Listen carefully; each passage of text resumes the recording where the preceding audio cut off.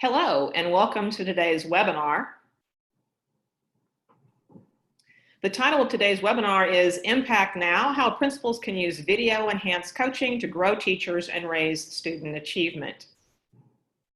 This is part 9 of a 9-part webinar series, and the title of today's webinar is It's About Time.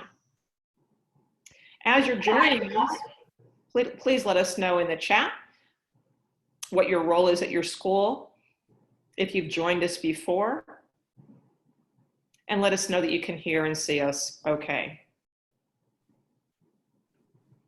This webinar series has been sponsored by SIBME and the Principal Center.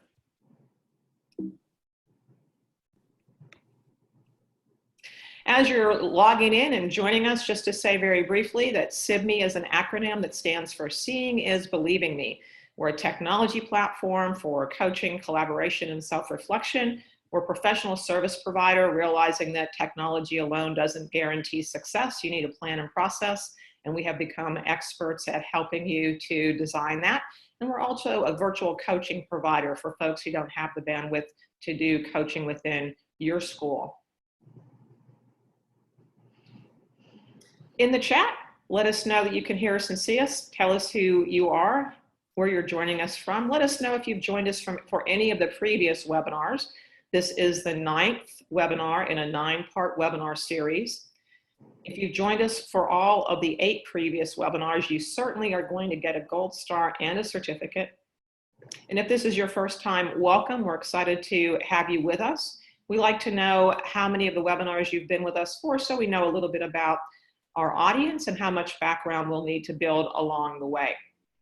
We're showing you right now a link to the previous 8 webinars. If you haven't been able to join us, and TJ is going to share or has already shared this link in the chat, it's really important for you to go back and review those webinars. And I think after today, you're going to be highly motivated, if you haven't already seen those webinars, to take advantage of going back and accessing that link and seeing the previous 8 webinars. Thank you for joining us. I see some folks telling us that it's their first time to join us. We have a principal from Idaho, welcome. We have some folks from Sci-Fair, which is Dr. Goree's district. Some folks who are administrator wannabes, I believe, and a lot of folks who are first time to join us, so welcome. I do want you to know that TJ Hoffman is manning the chat, so as you're communicating with us, if you have any questions that are specific to SIBME, he will answer those questions or questions about technology. And if you have questions about the content, we'll be sharing those with Dr. Goree, our expert, and asking her to answer your questions. We do encourage you to chat and to ask your questions along the way. We began this webinar series back in August. And in August, as we began, the intent was to share with you content that would help you to implement video-enhanced coaching during the 2017-2018 school year. If that happened, great, and we would love to hear how that's gone for you. If that hasn't happened, that's okay. Today's webinar is going to give you an overview and enough information and encouragement that you're going to want to really strongly consider doing this for next school year. In fact, one of our objectives today is to guide you into thinking about making that happen for next school year. My name is Allison Burnett, and I am the webinar facilitator for this series of webinars. In addition to being the Director of Virtual Learning for SIBME, I'm also an adjunct professor at a local university where I work with students who are on the path to becoming teachers.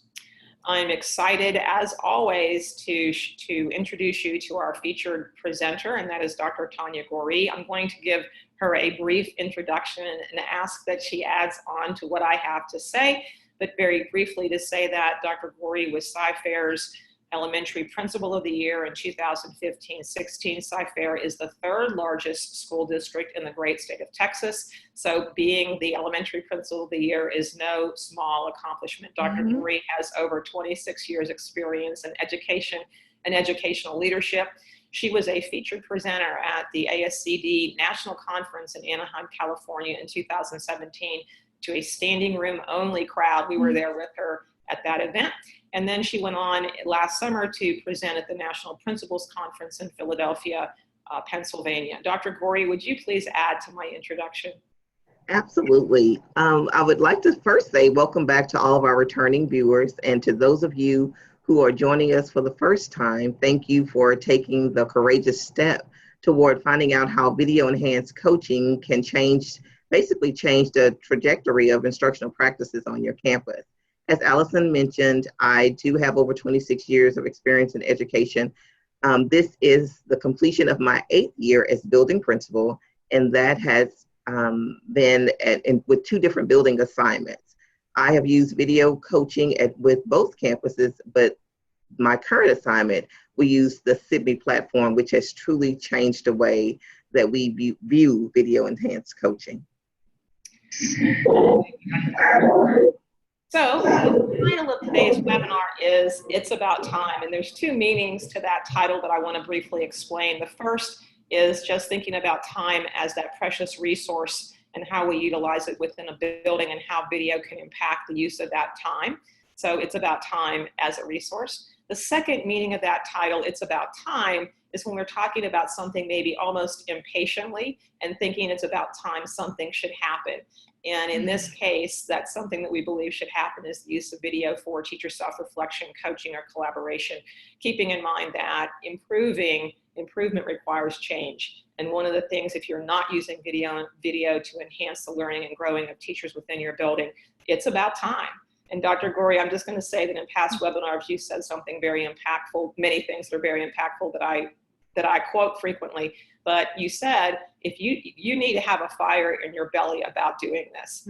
And I really think that today's webinar is going to share with our attendees why that is the case. We have 5 objectives for today's webinar, webinar 9, and that is first and foremost, we're going to begin with the process that Dr. Goree has used and perfected over her 8 years as a building principal, the last 3 at Franconia, and almost all of those 3 years using the Sydney platform. So we're going to take a look at those 3 coaching cycles. We're going to talk a little bit about that first idea of it's about time through this perspective of how do we identify and support what matters most in a building. We're also going to, and this is going to take up the biggest part of today's webinar, and that is looking at some common concerns that building leaders have around using video enhanced coaching and asking Dr. Goree to address some of those. We're very excited to share some of Dr. Goree's data and have her talk with us a little bit about that data. And then finally, here we are, it's the middle of May. We haven't even begun the next school year yet. There's still time to consider what you need to do now if you want to implement video into your plan and process for next school year. So let's go ahead and get started with objective 1. And the first objective we're going to cover today is to learn the timeline and steps involved in Dr. Goree's coaching cycle. And Dr. Goree, we have had in previous webinars, we have had teachers from your school with us. We have had your instructional specialists with us. We've had administrators who are also being used as instructional coaches in your building with us. And we have looked at this idea of the 3 coaching cycles from each of their perspectives along the way. The one thing that has been true for each and every one of them has been that as they think about these coaching cycles, there has been a consistent notion that everything that happens at Franconia Elementary School happens with a purpose in mind, and that purpose is the betterment of students. So as we look at as we look at your coaching cycle and consider the fact that you coach every teacher every year within the building or make sure that they are coached, let's take a look at that coaching cycle that enables that depth and that level of work to happen. So if you would, please talk with us a little bit about what we're showing here, this implementation calendar from the perspective of what teachers are doing and what administrators/coaches are doing. Sure. I'll start with the teachers. Video enhanced instructional coaching is built into our culture. And therefore, on the first day of instruction, the first day of school, cycle 1 begins and it runs through the end of September. Cycle 1 is teacher self-reflection. This is done independently and it's not required that the teachers share this video with their coach. However, because good leaders inspect what they expect, we use the Sydney Analytics feature to ensure that cycle 1 has been completed. So teachers self-reflect using a set of guiding questions. And if you have watched the previous webinars, when the teachers were on the webinar, they mentioned that they will record themselves over and over again because, and it's not required, because they would see something that, oh, I should have done that a little differently, or, oh, those questions were really good. I'm going to record myself again and raise the level of rigor in my questioning. So self-reflection is imperative. It allows the teachers to, first of all, get comfortable with the video, know what the process is going to feel like somewhat, the recording, and they're consistently growing because they're constantly doing it over and over again. Once they see the perception versus reality aspect of it, once they see that what they perceive to be happening may not always take place in the classroom. So they record themselves multiple times. That self-reflection piece is invaluable. Cycle 2 runs October through November. Cycle 2 is the teacher sets a goal for coaching with an assigned instructional coach. We have a pre-video conference. We go into the classroom and capture the video and then provide feedback via the SIBME platform. And that runs through the end of November. There's also a post-video conference. A couple of things to note here, and this is for our new viewers. We require 48 hours for feedback to be given. After a video is captured, feedback should be given to the teacher within 48 hours. If you wait too long, you lose the impact of the coaching process. And within a week or so, that post-video conference takes place. Cycle 3 looks very similar to Cycle 2. Cycle 3 runs December through mid-February. Cycle 3, the difference between the two, Cycle 2 and Cycle 3 is the coach then selects the goal. So we still have a pre-video conference. We still go in and capture that video. We provide feedback using the SIBME platform, and then that post-video conference happens. But because the SIBME platform allows us to provide that feedback, by the time you get to your post-video conference, and the teachers, when we provide feedback, the teachers are usually responding to the feedback on the platform, and we've read their feedback or their response. And by the time we get to the post-video conference, we are now just pretty much summarizing what has already been shared via the feedback. And between cycles 2 and 3, when we get to cycle 3, because of the feedback that we've given and the responses the teachers have made, we are then ready to set that goal for the next coaching cycle at that post-video conference. And if you're wondering why we finished in February, well, we want our students to receive the impact of improved instruction during the current school year. However, we don't just stop using the platform in February. We continue using the various other features. There's a video library that we definitely use on the SIBME platform. And there are many other features that we can use in order to continue the coaching process throughout the year.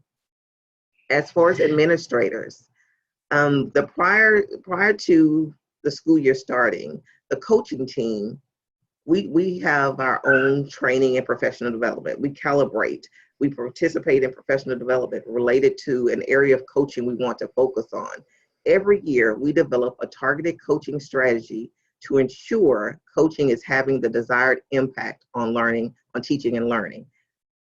If you're coaching just to coach and you're not coaching with a desired impact, or you don't calibrate, then it's not as impactful, and then there's no benefit to the coaching process.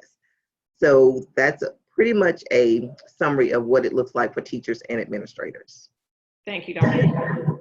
And once again, if anyone has a question about this implementation calendar that Dr. Goree uses, please go ahead and ask us that question in the chat as we're getting ready to move on to our next objective. And I do want to say, Dr. Goree, you've told us in past webinars, which I find fascinating, that even in March and April, some teachers still desire feedback from you. So they'll continue to record lessons and continue to share those with you out of a sense of pride of the work that they're doing. That is very true. I'll get an email, or a teacher will see me in the hallway and say, "Hey, I sent you a video. Can you provide some feedback?" It's not within our required coaching cycle. It's just simply the teacher wanting to continue that relationship and continue receiving that feedback because of the way that our coaching process is set here. It's non-threatening. It's built on trust. It's built on a recollection, not a recollection of facts based on what we saw when we captured notes in the classroom, but it's based on what we captured on video. And teachers trust the process, and therefore it is ongoing all year. And we continue to process as long as teachers are sending us video and asking for our feedback. We definitely give it. Thank you. So it doesn't seem as if anybody has any questions about we do have one question. So let's see, the question is T-test used in your district? Yes, we use a version of it. It's our CF test, but yes, we do use T-test in our district, but video and evaluation, coaching and evaluation are two separate entities. We talk about that in great detail in some of the previous webinars. So although we do have our appraisal instrument, we separate coaching from appraisal. I am not the coach of anyone that I appraise, because the relationship between a coach and a teacher is completely different between the relationship of a appraiser and a teacher. Thank you so much. And I don't see any other questions for objective 1, so we're going to move on to objective 2.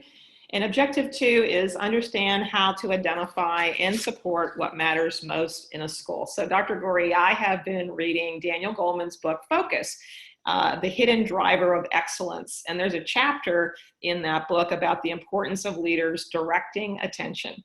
And in that chapter, Goleman talks a little bit about some lessons that Steve Jobs learned as he was building his company, Apple. And one of the lessons that he learned was what you decide not to do is as important as what you decide to do. So as I think about objective 2 here, identifying and supporting what matters most in a school, I'm certainly interested in what you have to say about that. And here's the dilemma for us in education is everything seems important. So would you address this objective? It's about prioritizing and knowing your core purpose, student safety and learning. That's what we are here for, to keep our students safe and to make sure that they learn.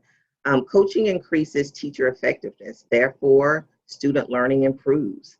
If you want to make instructional improvements, you want to grow teachers, coaching with video is the way to go. It has been proven at this campus and my previous campus that it has a huge impact on instruction. Deciding not to speaks volumes about what your priorities are as well. All right, thank you, Dr. Goree. If anyone has any questions, let us know in the chat. If not, we're going to move on to our third objective. And our third objective is, what are some of the most common concerns folks have around using video enhanced coaching? And these are things we hear on a daily basis, Dr. Goree, and we've compiled these because we're very interested in hearing how you would respond to some of these, I think, very common concerns.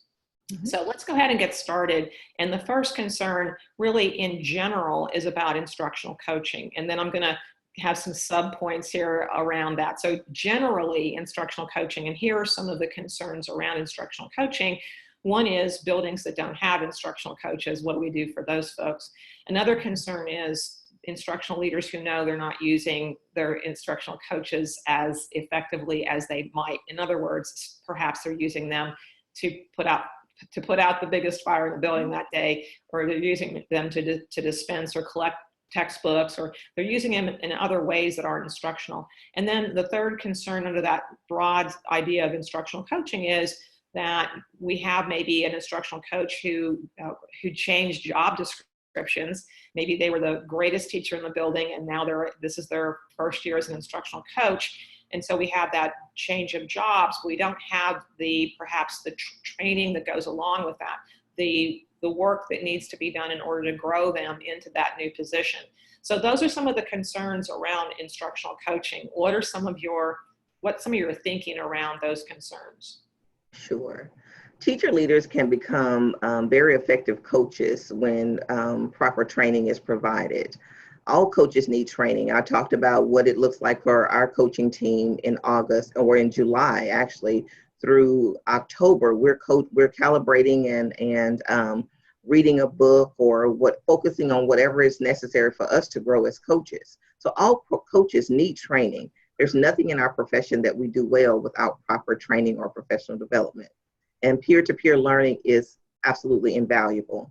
For those schools that are using their coaches in a different capacity, We have to embrace the fact that coaching embodies two aspects of effective professional growth for teachers. One, it's ongoing, and two, located in the context of the teacher's daily work. Therefore, it is crucial for coaches to be available. So if they're available, if they are properly trained, and if you utilize those teacher leaders that are on your campus and train them to be coaches, then concern number one can be addressed. Thank you. Does anyone have questions about concern number one? If so, let us know in the chat. If not, we're going to go ahead and move forward into the second concern. So the second concern we hear frequently is video enhanced coaching takes too much time. How can we possibly coach every teacher in the school? What is your thinking about that? Video enhanced coaching taking too much time. Actually, using the Sydney platform, when I was at Lee Elementary, that was my campus prior to Franconia, we used flip cameras for video coaching because I was so passionate about the video coaching process, and we did not have the Sydney platform, or were not introduced to the platform at that time. That was very time consuming. But I will tell you that all of my coaches, and I have been quoted saying that I will not coach without the Sydney platform. I've been quoted saying that quite often, because of the streamlined process of using the platform. It's web-based. So it actually it takes seconds to upload a video. It maximizes time. We're in the classroom anyway, so why not just capture that video? We're instructional leaders by default, and we have to coach. Instructional leaders coach. So using the platform helps with the time constraints of our day. It's not a time consumer. It actually helps support time. Thank you. Addresses one of the meetings and the title of today's webinar. It's about time. All right, I don't see any questions in the chat, so we're going to continue working through our concerns and getting to concern number 3. And this is about leaders who are concerned with teachers not liking video enhanced coaching, teachers not feeling comfortable being coached with video. I can tell you, and you know this as well as I do, Dr. Goree, here in the great state of Texas, we always seem to have a teaching shortage. A teacher shortage is what brought me to Texas from Pennsylvania back in the day. HISD was beginning every school year about 3,000 teachers short, and they were recruiting from other states. So we have this teacher shortage, and we have a concern about wanting our teachers to be happy with being on our campus and to stay in the profession. So there is a real concern about making sure our teachers are comfortable, and a concern with teachers not liking video. Now, before I ask you to reply to this, we've got a clip from webinar 7, and we've got a clip from Crystal Williams, one of your teachers in webinar 7, and I'm going to set that clip up and we're going to play it. It's about a minute long, and we asked Crystal, a teacher at Franconia, was her to reflect back on her first year as a teacher at your school. So she was an experienced teacher, but when she came to Franconia, her first year was your first year as a principal. And so we asked her to think back to that first day at school when all the teachers come back and you walk into the cafeteria to address them. And legend has it, you told them, you announced that every teacher was going to be coached. And oh, by the way, we're going to use video to do that. So let's listen to what Crystal had to say in response to that information.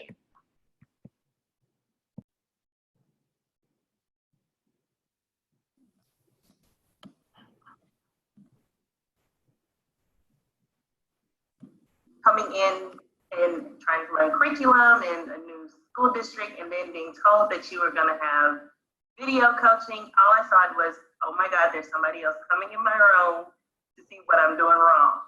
And I had my apprehensions about it in the beginning. But the one thing that I've learned working with Dr. Goree is nothing we do is just because. And she says that continuously when we're doing things that we've done in the past years or when it's something new. We don't do anything just because. Everything has a purpose, and it's always for the betterment of our students. And at the end of the day, that's what I'm here for, to better my students. So once I got that in my head and realized, okay, it's going to be okay, I can do this. It's become something that I trust and I stand by.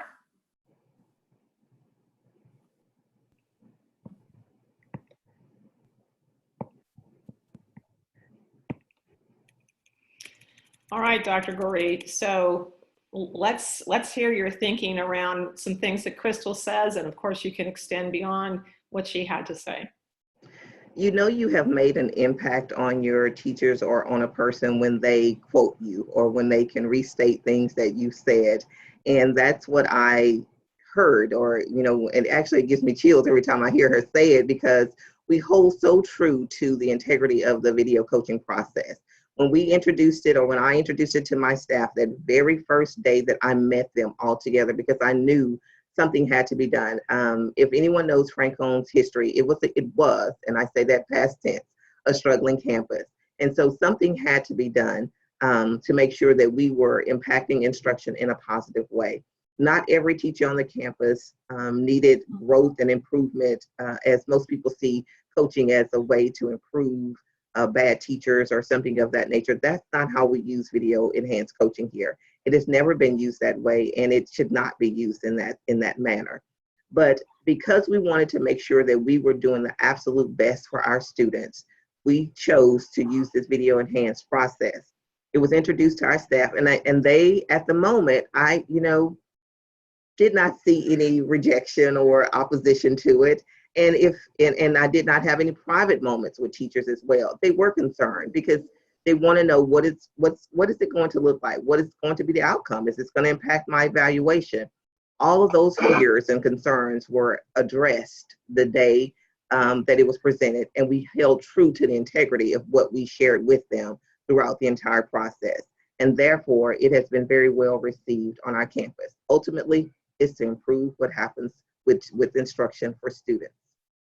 Something really important, Dr. Goree, and that is that in your building, coaching is not seen as a deficit model. In other words, this is not something that happens to new or struggling teachers. It happens to every single teacher in the building. Whether you have 3 years experience or 33 years of experience, everyone can grow from the process of being coached. And therefore, it's not seen as a stigma or as a gotcha. It's really more of an I gotcha. It's more of I've got your back. We're going to grow and learn together because it's all about improving for our students, which is a very powerful message.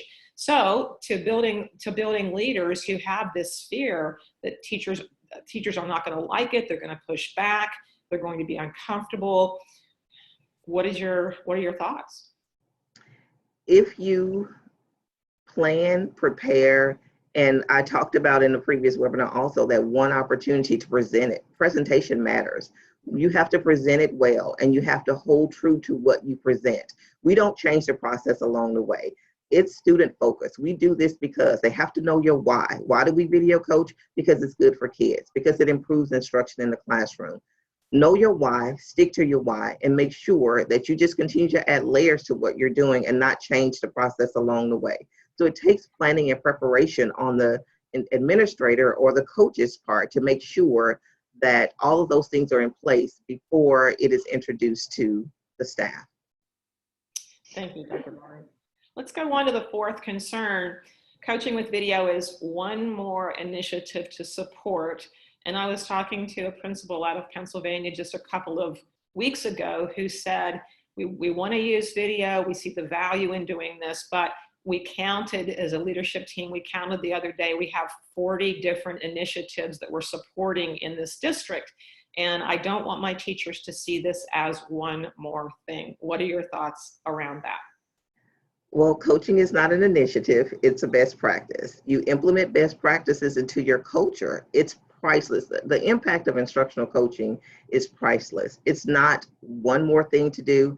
It's the thing to do in order to impact instruction. It should not be viewed as any type of burden, but instead a best practice, because that's exactly what it is. As instructional leaders, we are expected to grow the capacity of our teachers. Video enhanced coaching allows us to do that in a very intentional way. It takes away the worry of whether or not good instruction is happening in the classroom. You know it's happening because it's captured on video, and you've coached teachers through the process. You've coached teachers to elevate their level of instruction. For those teachers that are very experienced, it helps them not become complacent. When we're good at something, sometimes we can become complacent with the status quo. Video enhanced coaching eliminates that possibility. And when it's embedded into the culture, It's not an initiative. It is not seen as an initiative. It is just simply what we do here at Franklin. Dr. Goree, what you were saying just now reminded me of something else that Crystal Williams said in webinar 7. And she said, one of the mantras really in the building is, don't get comfortable. That's Right? true. Because when you get comfortable, you get complacent. I That's also true. want to just extend this a little bit to say that it seems to me, in my experience, that using video, as you said, it's not an initiative, it's part of our culture, but it's also maybe the glue that holds everything else together. If we really want to see folks who are actually using whatever it is we're or doing whatever it is we're working on, whether it's a reading strategy or a literacy strategy or thinking maps, it just seems to me that video is a way of seeing that we're doing it correctly and doing it well, and for others to see teachers who are using that strategy in the best practice way. So it seems to me like the use of video actually makes whatever those real initiatives are work better. Absolutely. We have instructional guarantees, things that we guarantee will happen instructionally every day. And when we are video coaching, we're looking for those instructional guarantees to make sure that they are happening and implemented with fidelity. Very good. And for those who are listening with us for the first time, I don't want to ask you to share the entire list of instructional guarantees, but if you could just give us an example or two of some of the guarantees that you have at Franklin. Student discourse, student-to-student discourse, intentional student discourse. Small group instruction happens on a daily basis. The integration and interaction with technology. Those are some of the things that we guarantee will happen instructionally here at Franklin. Thank you. All right, let's go ahead, and there's no questions in the chat, so we're going to go ahead with concern number 5. So video enhanced coaching sounded like a great idea, but we did not sustain it. So folks had great intentions. They they rolled it out, but other things became bigger priorities. Certainly in the Houston area, we had a lot of folks who, when Hurricane Harvey came through and we had some ice days and we had some things that threw us a little bit off of our game. What do you say to building leaders who begin the year with the best of intentions, but find it hard to sustain this work? You have to think through the process of video coaching. You have to be very intentional about it. It has to be, again, part of your culture. I'm going to say that again. When planning for the school year, placing significant dates and information on your calendar, your video coaching dates should be placed on the calendar as well. It has to be an intentional process, and it has to become part of your culture. Those best practices that are built into your culture sustain the test of time. They don't change from year to year. It becomes, this is just what we do. And that's how my teachers here at Franklin and my coaches, they view, it's just what we do. That's why teachers will stop you in the hallway and say, hey, can I send you this video? Oh, I'm trying something new. I want some feedback on it. Can I send you a video? I'm going to send you one. Or you'll open an email and you just have the email from the Civic platform saying a video has been shared with you. Because it is part of our culture. It is just simply what we do. So we do have a question from one of our participants today. How frequently does this happen? And I'm going to assume she means how frequently does the coaching happen? So maybe she joined us a little bit late and didn't see the implementation calendar. Dr. Goree, do you want to just summarize that very quickly?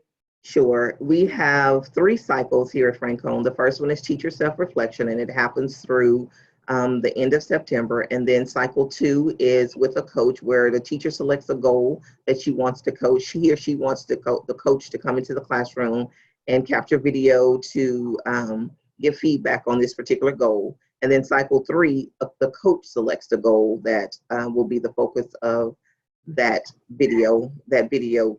captured video for cycle 3. Thank you, Dr. So we're going to leave our concerns, our 5 concerns, and thank you for helping us to think through responses to those. And let's go now to our 4th objective of today's webinar. And this is the exciting part for me, having been in education almost 40 years, and I've mentioned this before. It's been a constant search for what works. Find the difference that makes the difference, in a sense. So when we look at this data, it is always, this is what puts me in awe of you, Dr. Goree.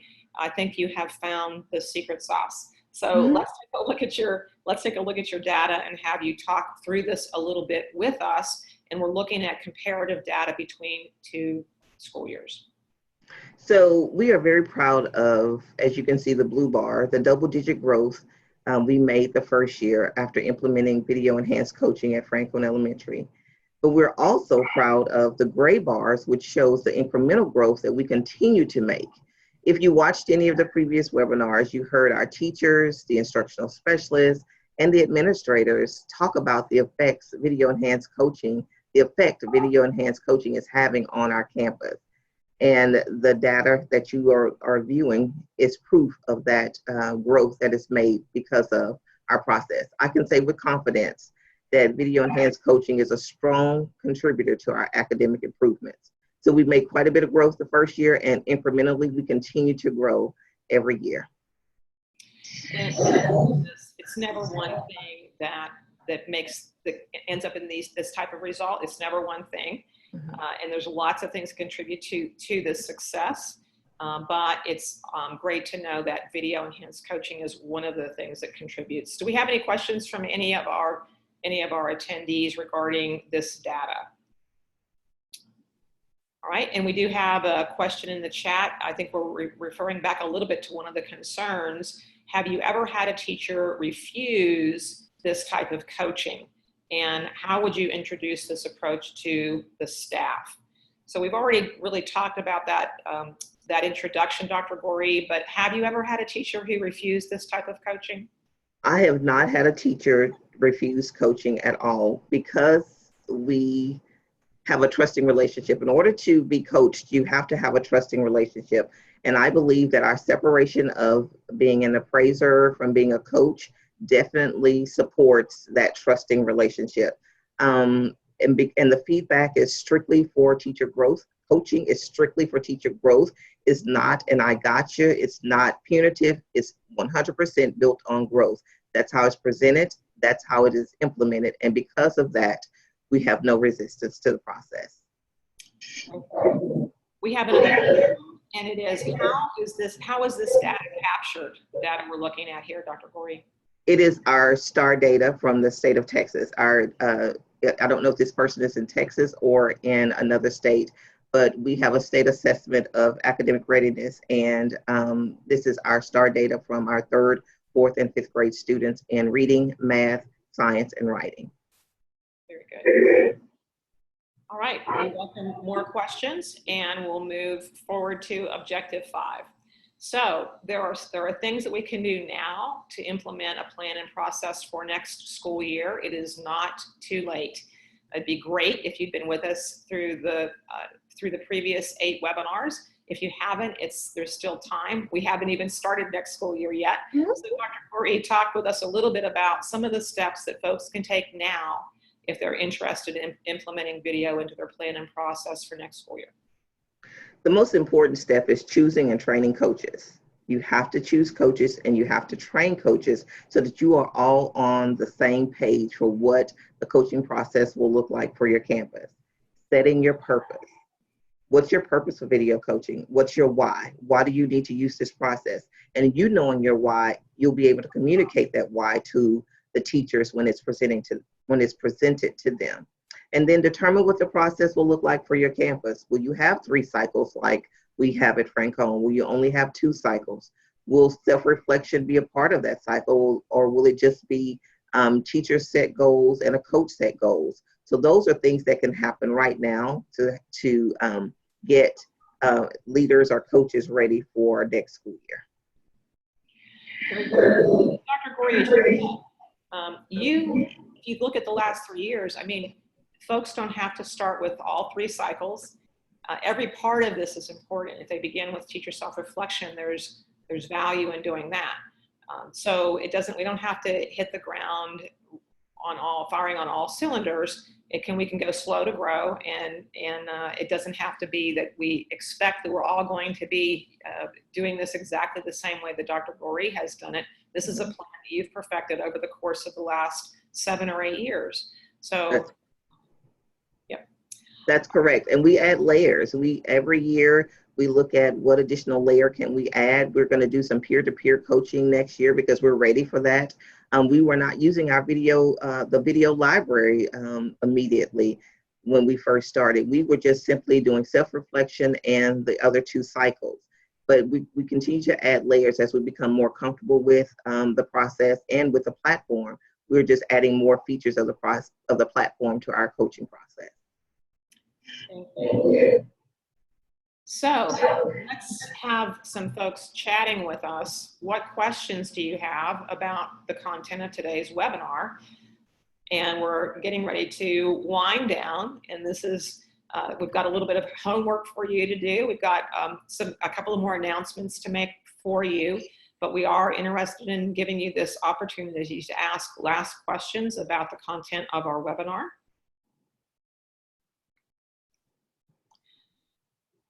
So we're going to go ahead and TJ is going to talk a little bit about your homework. Hi, everybody. This is TJ Hoffman. I'm the Director of Customer Success at SIBME, and I'm really excited to participate in this conversation with you.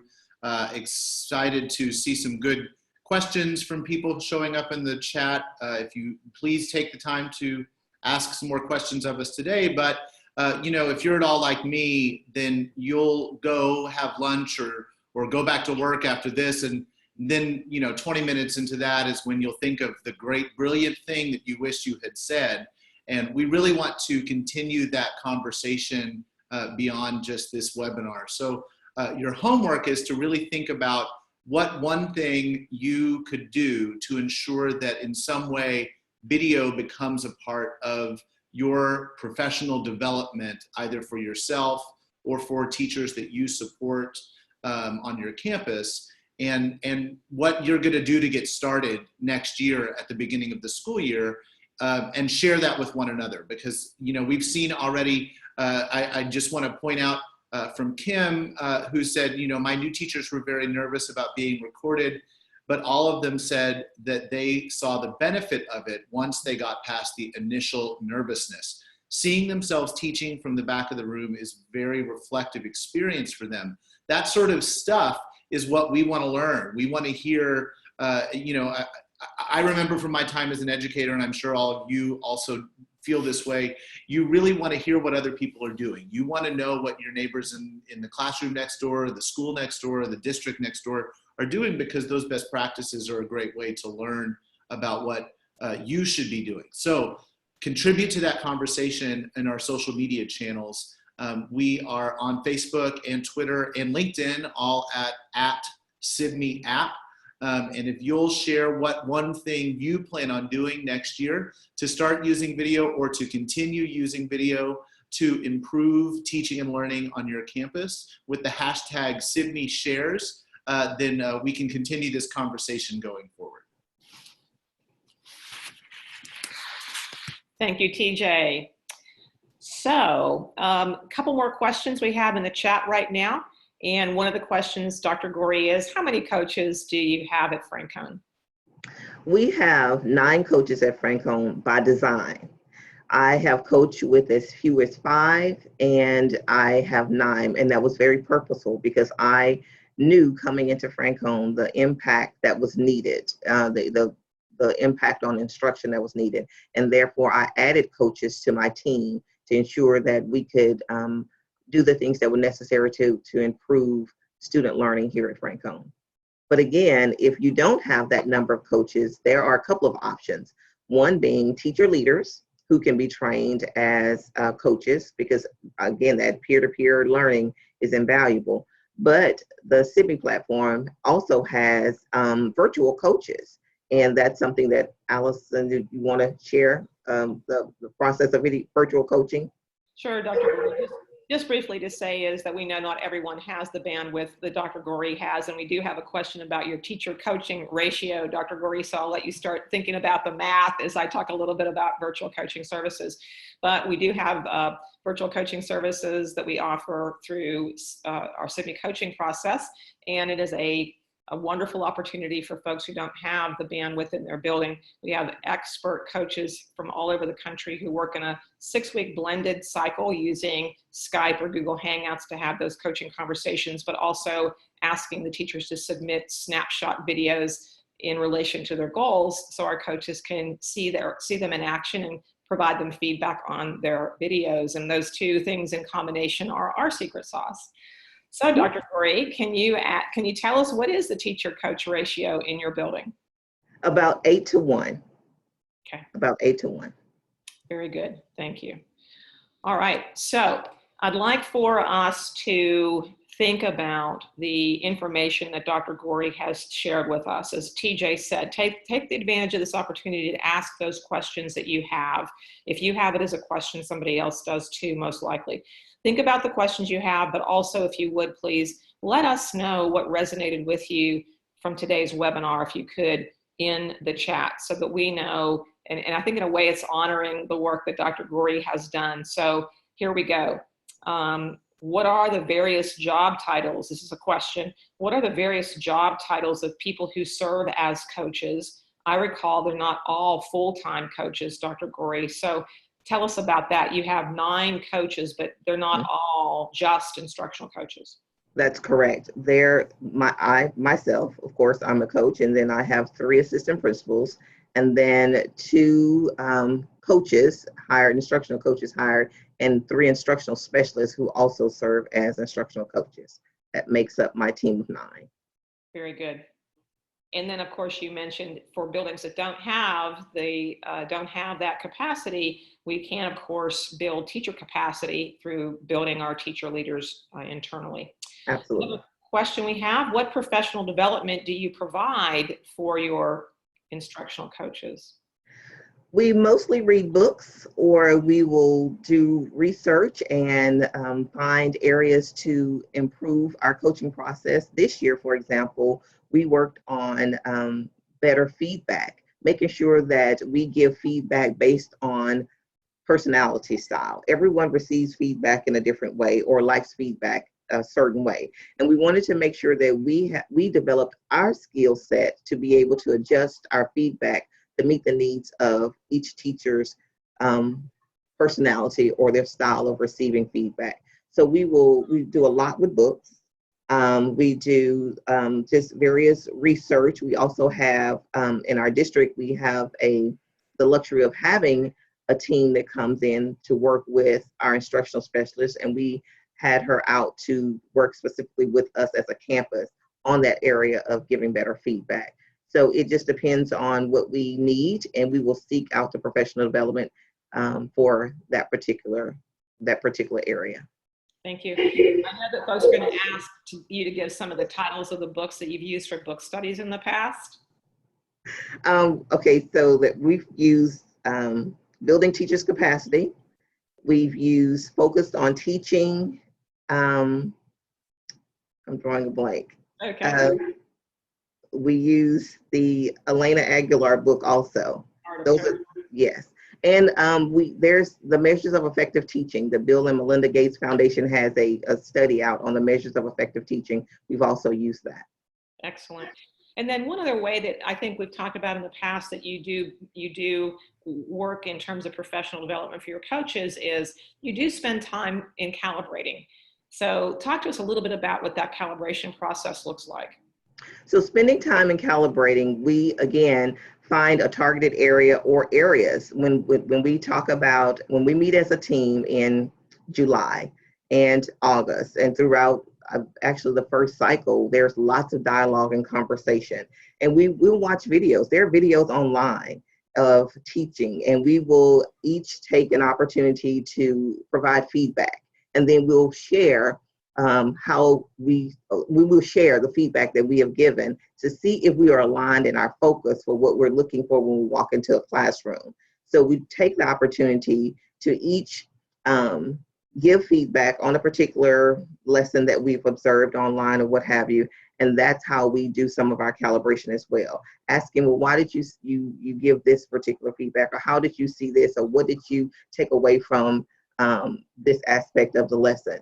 Making sure that we are calibrated, because the coaches are not the same every year. Each year the teacher gets a different coach. And if the feedback or the coaching process is different each year, then we will stifle the teacher's growth.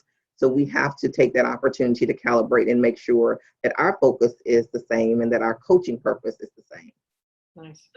And Dr. Goree, I want to go back to one thing you said a little bit earlier. We had the question that not all, you're using assistant principals as instructional coaches as well. And I can remember when we were talking with the instructional coaches in their webinar, having the thought that what a great opportunity for these assistant principals to keep their instructional chops sharpened, right? Because I think that too often when folks get to that level of associate assistant principal, they're oftentimes used primarily for discipline or management issues. And so for them, what a luxury to continue to grow as an instructional leader. And that's one of the things that happens whenever you use your assistant principals in that way. Absolutely. So does anybody else in the chat want to let us know what's resonated with you regarding today's webinar? We would love to hear what you found of value. And while you're letting us know that, Dr. Goree, let's talk a little bit about something that you have coming up in the near future. So let's talk about Region 13's coaching conference. I will be presenting at the Instructional Coaching Conference for Region 4, which, I'm very excited about because the whole conference is on instructional coaching. And I will definitely be bringing the video aspect of instructional coaching to my presentation. I'm going to pretty much share similar things that were shared throughout the webinar, but go into more detail, sharing the purpose, the instructional impact, coaching versus evaluation, which is something that was talked about today, how to create the culture, the process of video enhanced coaching, and the platform that is used in this process. So I'm very excited about this opportunity and can't wait to share with leaders this summer. It is July the 24th in Austin, Texas. Yeah, June 13th. And so, Dr. Goree, if there's anybody listening who plans on attending that conference, we'd love to know that you have those plans, and we want you to be sure that you do attend Dr. Goree's session while you're there. SIVME is also going to have a booth at that conference, so please do stop by and say hello to us as well. And we're going to, of course, be in Dr. Goree's session with her that day. I love learning from you. So if there are no other questions in the chat and no other comments, we do encourage you to contact us at SIVME. We would love to hear from you. And if there are no other questions, we do want you to know that we do offer a free 30-day trial with the platform. If you are excited about what you heard today, as Dr. Goree has said, if you have a fire in your belly to do this type of work, we want to offer you a free 30-day trial with the platform. Please just do feel free to contact us and we can get you started with that. I do want to thank Dr. Goree for the work throughout the course, these past 9 webinars now. It's been a great opportunity for me to learn from you and to facilitate the work that we have done together. We also want to thank the Principal Center for helping to sponsor this webinar series, and for SIVME, who not only is concerned about great technology, but also concerned that we are doing the best we can in terms of implementation in order to help those in our profession. Thank you so much for your participation. We look forward to hearing from you. And Dr. Goree, I'll see you in Austin. Thank you. Can I end with one quote that I ran across just earlier this week while just looking for our coaching calibration for next school year? The quote is from, I think it's Dr. Gowande, if I'm not mistaken. Coaching done well may be the most effective intervention designed for human performance. So if you do it well, it can be a very effective intervention for all human performance. And that's why we use video enhanced coaching here at Franklin Elementary, because it definitely does change things for our students and our teachers. Thank you, Dr. See you in Austin. Bye.